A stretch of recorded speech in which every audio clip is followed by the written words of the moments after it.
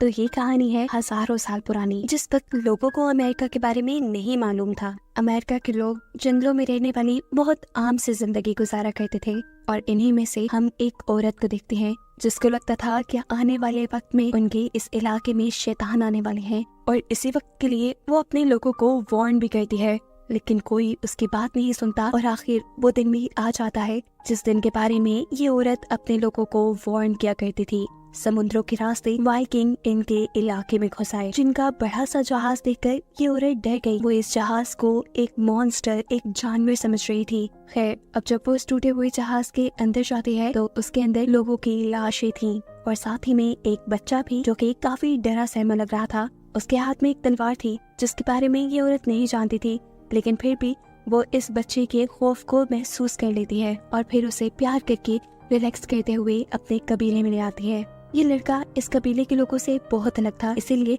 कबीले के लोग उसे अपने साथ रखने से मना कर देते हैं, लेकिन फिर इस औरत के जिद पे वो इस बच्चे को अपने साथ रख ही लेते हैं। इन लोगों ने इस बच्चे का नाम केल रखा। पहली रात केल की यहाँ बहुत मुश्किल से कटती है। उसे एक डरावना ख्वाब आता है जहाँ ख्वाब में वो अपना पास्ट ही देख रहा था। उसके डैड एक वॉरियर थे, साथ ही में एक जालिम इंसान भी। उन्होंने अमेरिका आते ही यहाँ के कबीले के मासूम लोगों को बेदर्दी से मार डाला। उन्होंने किसी पर भी रहम नहीं किया, न औरतों पर न बच्चों पर। और ये सब देखकर छोटा केल डर गया। उनका जुल्म यही खत्म नहीं हुआ। उन्होंने केल को भी तलवार पकड़ाई ताकि वो यहाँ के मासूम बच्चों को मार सके, लेकिन केल ऐसा नहीं कर पाया। उसने तलवार अपनी फेंक दी और ये देखकर उसके डैड को बहुत ज्यादा गुस्सा आया। उन्होंने कोड़े मार मार कर केल की जान निकालने में कोई कसर नहीं छोड़ी थी। उनके इस जुल्म से बचने के लिए वो भागकर उनसे दूर चला गया और उनकी ही एक दूसरी बोट के पास आकर वो बेहोश हो गया। जब उसे होश आया तो काफी देर हो चुकी थी। सभी वाइकिंग्स अपने जहाज को लेकर वापस चले गए थे और रह गया था यहाँ पे बस एक टूटा हुआ जहाज और लाशें, जहाँ से इस औरत को केल मिला था। अब कहानी कुछ साल आगे गुजरती है और हम देखते हैं कि केल बड़ा हो चुका है। पिछले कुछ साल काफी अमन से गुजरे। यहाँ पर वाइकिंग्स ने दोबारा हमला नहीं किया।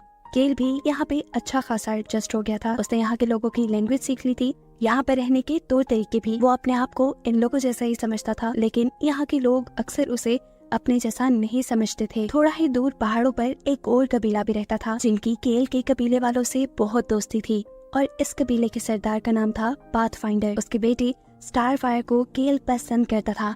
ये बात स्टारफायर के कबीले की खास आदमी को भी पता चल जाती है, जिसे भी स्टारफायर पसंद थी। और उसे क्योंकि ये बात भी मालूम हो गई थी कि स्टारफायर भी कहीं न कहीं केल से प्यार करती है, इसीलिए वो केल से नफरत करता था। खैर, हम देखते हैं कि पाथफाइंडर यहाँ दूसरे कबीले के सरदार को बताता है कि पहाड़ों में होने वाली बर्फबारी की वजह से उनके बहुत से लोग ठंड की वजह से मारे गए और अब उन्हें रहने के लिए एक नई और महफूज जगह ढूंढनी होगी। इन दोनों कबीलों के मिलने का आज एक खास मकसद था। पाथफाइंडर अब रिटायरमेंट ले रहे थे और आज उन्हें अपने कबीले में से किसी दूसरे पाथफाइंडर को चुनना था, जिसके लिए वो एक छोटा सा मुकाबला रखते हैं। केल भी इस मुकाबले में हिस्सा लेना चाहता था, लेकिन उसे इजाजत नहीं दी जाती क्योंकि इन लोगों का मानना है कि केल उनमें से नहीं। ये सुनकर केल नाराज होकर वहाँ से अकेला ही निकल जाता है, ये सोचते हुए कि अब वो अकेले ही अपनी दुनिया बसाएगा। उसके पास अब भी अपने बचपन वाली तलवार थी और अगली सुबह जब वो शिकार के लिए निकलता है तो समुद्र के पास उसे कुछ लोगों के होने का पता चलता है। ये वाइकिंग्स ही थे जो दोबारा इस जमीन पर हमला करने के लिए आए थे। केल इस वक्त अपने कबीले से काफी दूर एक दूसरी पहाड़ी पे था, जबकि वाइकिंग्स उसके कबीले पे हमला करके उसके कबीले के सभी लोगों को मार चुके थे। ये देखते हुए केल अपने कबीले वालों की मदद करने के लिए वापस आता तो है, लेकिन अब बहुत देर हो चुकी है।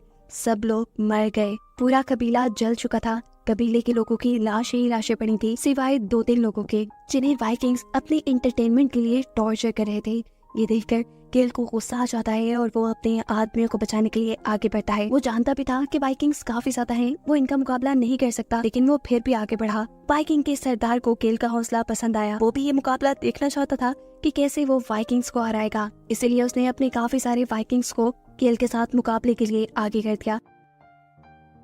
केल ने एक एक करके काफी लोगों का मुकाबला किया, लेकिन ये बहुत ज्यादा थे, वो सबको नहीं मार सकता था, इसीलिए उसने होशियारी दिखाई और वो यहाँ से भाग गया। भागने से पहले उसने जिस आखिरी आदमी को मारा था वो उसकी शील्ड और उसके हथियार ले चुका था। उस समय यहाँ वाइकिंग के कैप्टन केल के पीछे अपने लोगों को और भगा देते हैं। केल जो कि इस इलाके से अच्छी तरह वाकिफ था, वो इस इलाके में छुप जाता है और चुपके से ही इन लोगों पर हमला करके इन्हें मारता है। उसे ऐसा करते हुए पीछे से कुछ वाइकिंग्स ने देख भी लिया, वो उसके ऊपर तीर से हमला करते हैं, जिस हमले में केल जख्मी भी हो जाता है। लेकिन अगर वो यहीं हार मान लेता तो उसकी जान चली जाती। वो ये बात जानता था। अपने आप को बचाने के लिए वो पानी के अंदर जंप कर देता है और इन सभी लोगों की नजरों से बचकर चला जाता है। हारे हुए वाइकिंग्स अपने सरदार के पास जाते हैं और उसे बताते हैं कि केल उनसे बचकर भाग निकला। ये सुनकर वो गुस्से में आ चुका था। वो यहाँ अपने ही 2 वाइकिंग को गुस्से में मार डालता है और बाकी लोगों से कहता है हमें किसी भी हाल में उस लड़के का पीछा करना होगा, क्योंकि वही तो है जो हमें दूसरे गांव तक पहुंचा सकेगा। सीन कट होकर हमें केल को दिखाया जाता है जो पानी से निकलकर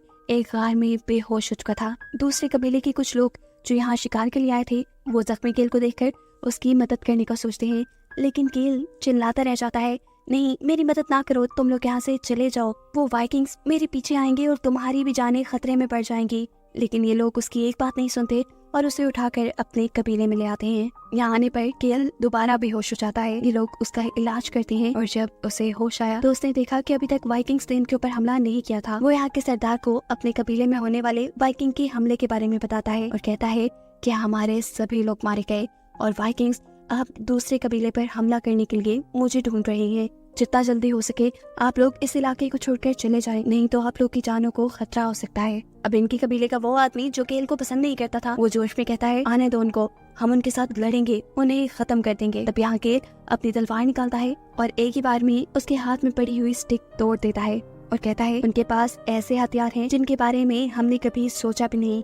उनके हथियारों के आगे हम टिक नहीं सकते। अक्लमंदी इसी में है कि हम छुप जाए। कबीले के लोग उसकी बात नहीं मानते और अब मजबूरन वो अकेला ही इस कबीले से निकल जाता है। अचानक वो दिखता है कि कोई उसके पीछे था। ये एक कबीले का आदमी था जिसे उसकी बातों पे यकीन था और अब वो उसके साथ ही आने वाला था। यहाँ इस कबीले के लोग जिन्हें केल पे एतबार नहीं था, वो केल के कबीले की जगह पे जाते हैं और वहाँ सभी मरे हुए लोगों को और वाइकिंग के हथियारों को देखकर वो ये बात समझ गए कि केल सच कह रहा था और अब इन्हें अपनी जान बचाने के लिए गारों में छुपना पड़ेगा। पर पाथफाइंडर जो कि इस कबीले का सरदार था, उसे छुपना बिल्कुल पसंद नहीं था। वो फैसला करता है कि वो वाइकिंग से लड़ेगा और उसका ये फैसला स्टारफायर को परेशानी में डाल देता है। वो जानती थी कि इनके अंदर जितनी भी हिम्मत हो, वो वाइकिंग्स का मुकाबला अच्छे से नहीं कर पाएंगे और अगर इनके साथ केल ना हुआ तो इनका लड़ना और भी मुश्किल हो जाएगा, क्योंकि केल पहले भी उनका मुकाबला कर चुका है और उन लोगों को जानता है। इसीलिए वो केल के पास आते हैं, तुम हमारी मदद करो, मैं जानती हूँ कि तुम्हारे बगैर हम ये नहीं कर पाएंगे।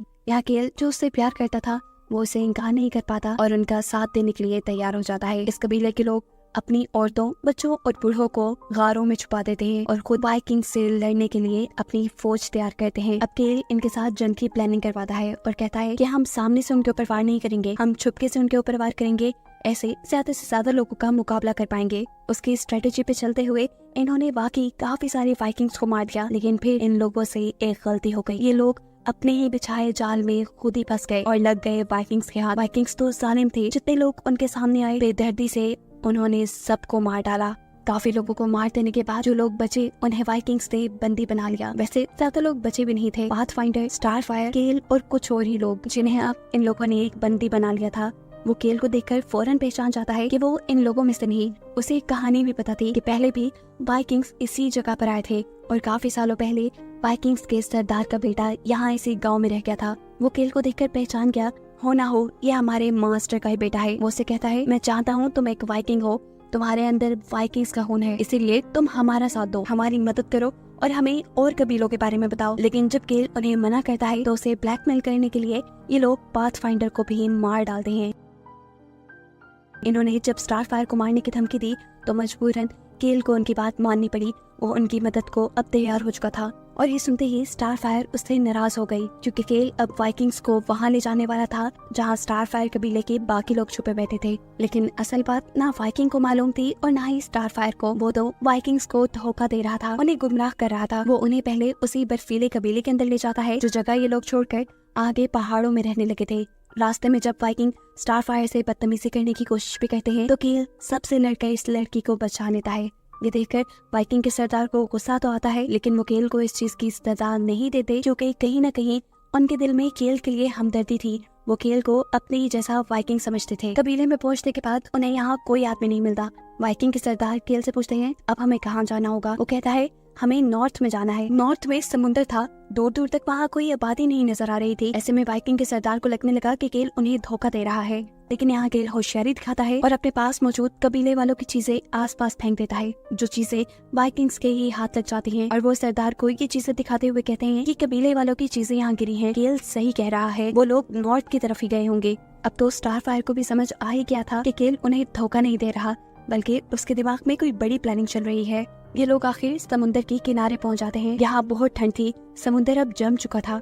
केल सब लोगों से कहता है कि हमें मुड़कर जंगल के रास्ते दूसरी तरफ जाकर कबीले वालों के पास जाना होगा, क्योंकि बर्फ बहुत पतली है, यहाँ पर गिरने और मरने का खतरा है। जो सुनकर वाइकिंग के सरदार गुस्से में आकर उससे कहते हैं, तुम क्या हमें बुज़दिल समझते हो? हम भी यही से जाएंगे। असल में यही कमजोरी तो उनकी केल को पता थी। वो जानता था कि यहाँ आकर वाइकिंग्स पीछे नहीं मुड़ेंगे और फिर बर्फ में फंस कर मारे जाएंगे। अब वो क्योंकि खुद रास्ता दिखा रहा था, इसीलिए वो बहुत आराम से चलते हुए इस बर्फ को पार कर लेता है। लेकिन थोड़ी ही आगे जाने पर बर्फ के पतले होने की वजह से वो यहाँ गिर जाता है। बर्फ के टूटते ही यहाँ बहुत से वाइकिंग्स भी पानी में गिर चुके थे। एक वाइकिंग जिसने स्टारफायर को अपने साथ बांधा हुआ था, वो भी पानी के अंदर ही गिर जाता है। जैसे जैसे वो डूब रहा था, वो स्टारफायर को भी अपने अंदर करने की कोशिश करता है। पानी में डूबा हुआ केल जब स्टारफायर की आवाज सुनता है तो वो उसे बचाने के लिए वहाँ से बाहर निकल आया।